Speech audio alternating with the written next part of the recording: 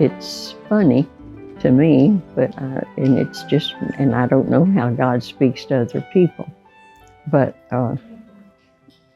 if, like when I get up in the morning, if a certain person comes to my mind like 2 or 3 times, and maybe I haven't heard or talked to that person in a good while, I will call them and tell them that I just needed to talk with them, or that God wanted me to call them.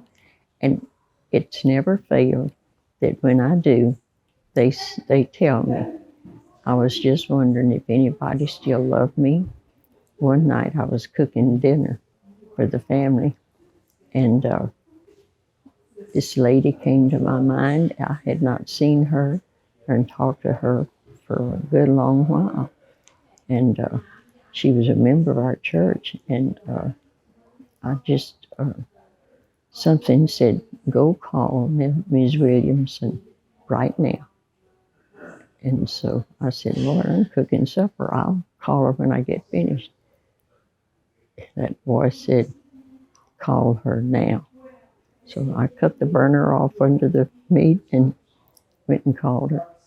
And she told me, she said, I just told God, Lord, is anybody in the world, or does anyone in the world still know I'm alive?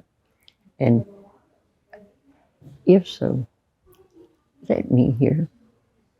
And she said, just about that time after I said that, the phone rang and it was you. So that taught me a lesson too. And so usually if God has something for me to do or wants me to do something, it'll come to my mind 2 or 3 times. And of course, being human, I argue with the Spirit all the time, saying I will after a while. But we need to, I'm trying to practice. Don't ever refer to after a while. If he wants you to do something and he asks you to do it or nudges you to do it, he means now. Because one time he told me to do something and I didn't do it. I kept putting it off. I said, I'll do it tomorrow, I'll do it tomorrow.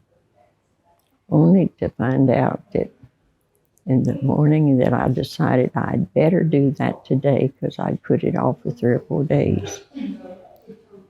It was to stop by and see my neighbor because her newspapers were in the yard and she always got her newspapers. So I figured something must be wrong. So each time I passed her house, coming to church, because I got to not miss church, I didn't stop. Well, on Thursday morning of that week, I said, I'm going today and see about her. Well, I opened the newspaper, and there was her name in the obituary column. It took me months of praying and begging God to forgive me.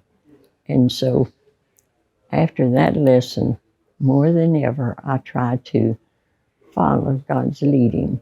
And now don't think I don't make mistakes, because I do. Because the human in me sure does act up sometimes. So it's just, the Spirit just nudges your heart. And it's better, it's so much better when we listen to that little nudging than to, because I've never heard him speak to me audibly, but boy, he can sure get your attention without speaking out audibly, because probably I'd faint if he ever spoke out audibly to me. And then every day when I get out of bed, I thank him for letting me be able to get out of bed. But I usually quote Psalms 19:14, where I say, Lord, today, let the words of my mouth and the meditations of my heart be acceptable in your sight, O Lord and my Redeemer. I'm learning the older I get that idle conversation, it's useless. And so I try to keep him in the forefront of my life.